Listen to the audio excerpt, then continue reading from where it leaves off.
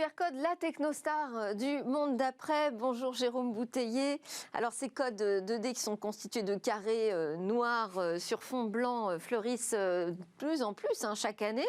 Et il semble qu'ils soient devenus incontournables aujourd'hui dans notre quotidien. Quel est votre avis sur cette question ? Oui, bonjour Delphine, vous le savez, ces QR codes, ce sont ces petits logos qui ressemblent à des jeux de mots croisés qu'il faut scanner avec l'appareil photo de son smartphone pour déclencher l'ouverture d'un site web ou le téléchargement d'une application. Alors QR, ça signifie Quick Response en anglais, et ce sont également des technologies qui sont utilisées par exemple par les forces de l'ordre pour lire les fameuses attestations de déplacement qu'on utilise depuis l'année dernière et qu'on encore aujourd'hui par exemple pendant les heures de couvre-feu.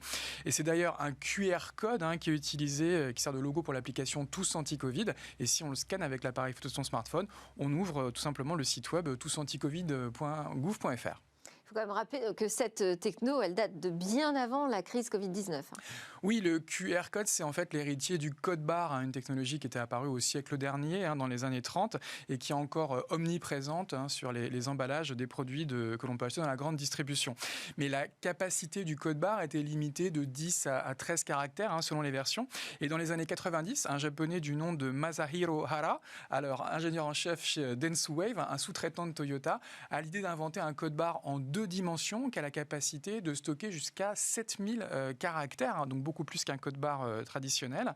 Et le QR code va s'imposer très rapidement dans l'industrie automobile japonaise, dans le secteur logistique, mais également dans la presse écrite qui va utiliser par exemple des QR codes pour inciter ses lecteurs à télécharger des logos et sonneries, ce qui était très populaire il y a une vingtaine d'années. Oui, ça me rappelle une belle époque, mais ça a quand même mis du temps à s'imposer dans les pays occidentaux. Alors effectivement, si au Japon, ça fait à peu près 15 ans que tous les téléphones portables sont compatibles avec le QR code, et qu'on estime que les 2/3 de la population japonaise utilisent cette technologie, en Occident, effectivement, ça a été un petit peu plus long.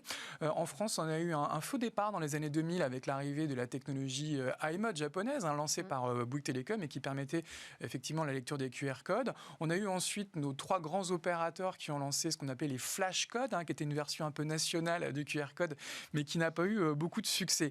Ce n'est que quelques années plus tard que les smartphones ont commencé à lire les QR codes sur iOS et l'iPhone, par exemple. Il a fallu attendre la version de iOS 11 sortie en 2017 pour enfin avoir une lecture native des QR codes. Et si je ne dis pas de bêtises, sur Android, ce n'est toujours pas un standard. Il faut télécharger certaines applications, soit propres à certains grands constructeurs, comme Huawei ou Samsung, ou des applications comme Google Lens pour lire les QR codes. Mais ce n'est toujours pas un standard.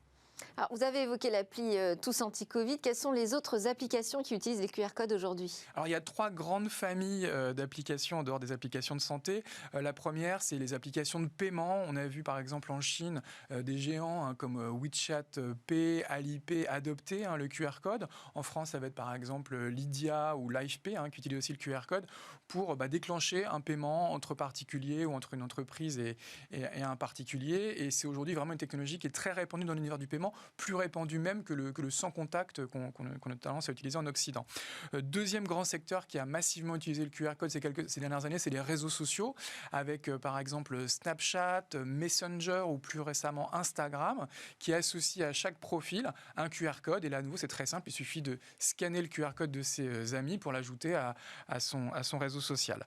Troisième secteur où il y a aussi une utilisation massive depuis quelques années du QR code, c'est le secteur des flottes de véhicules en libre service. À Paris, par exemple, on a des trottinettes ou des vélos en libre service.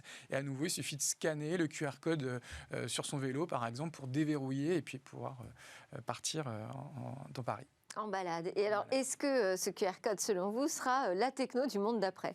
Alors, aujourd'hui, c'est une technologie qui est incontournable dans beaucoup de pays asiatiques. On parlait du Japon, on parlait de la Chine. Et il semble effectivement enfin séduire les Occidentaux. Il y a eu récemment un sondage réalisé par Mobile Iron qui estimait que 2/3 aujourd'hui des consommateurs occidentaux jugeaient que ces codes barres en 2D leur simplifiaient le quotidien et démocratisaient clairement les technologies sans contact.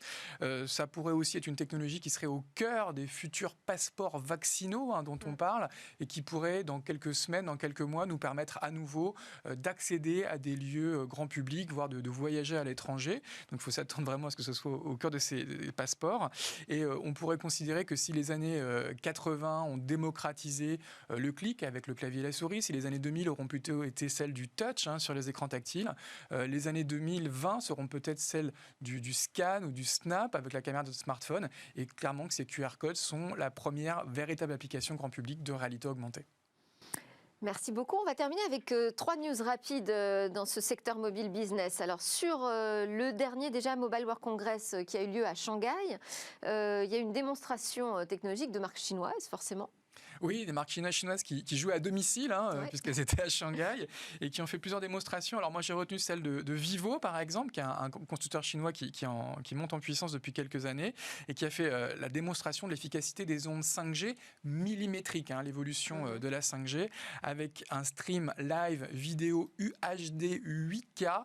Alors pour se rendre compte, ils étaient capables d'atteindre des pointes de débit de plus de 2 gigabits par seconde. Autre démonstration qui a retenu votre attention, Jérôme, c'est chez ZTE, une caméra qui disparaît sous l'écran. Oui, alors on sait que les constructeurs de smartphones sont embêtés depuis quelques années par justement les caméras frontales. Ils sont obligés d'avoir des encoches un peu disgracieuses. Et ZTE réfléchit depuis quelques années à un système donc, de caméras sous l'écran. Il y avait déjà eu un premier modèle présenté il y a quelques mois, l'Axon 25G, mais qui n'avait pas forcément convaincu en raison de la qualité d'image. Et ils ont profité effectivement du Mobile World Congress pour dévoiler un nouveau modèle. Apparemment, la caméra avait enfin une assez bonne qualité. Elle était aussi capable de faire de la reconnaissance faciale 3D. Et donc, on a un écran qui est intégral sans la petite encoche de la caméra.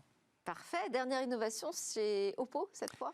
Oppo, encore une marque chinoise qui fait d'ailleurs comme son concurrent Xiaomi un système de chargeur sans fil. Alors on va beaucoup plus loin que des technologies comme QI qui permettent de faire de la recharge sans fil. Là on peut recharger à quelques centimètres, voire quelques dizaines de centimètres un smartphone grâce à ces bornes. Et donc ce serait un peu l'équivalent du Wi-Fi pour le signal électrique. Et donc il faut s'attendre à une intensification de la pollution électromagnétique. Waouh. Bon, merci Jérôme Bouteiller, fondateur d'écranmobile.fr pour toutes ces infos sur ce secteur. Nous, c'est l'heure de parler de révolution monétaire ou peut-être faut-il dire révolte.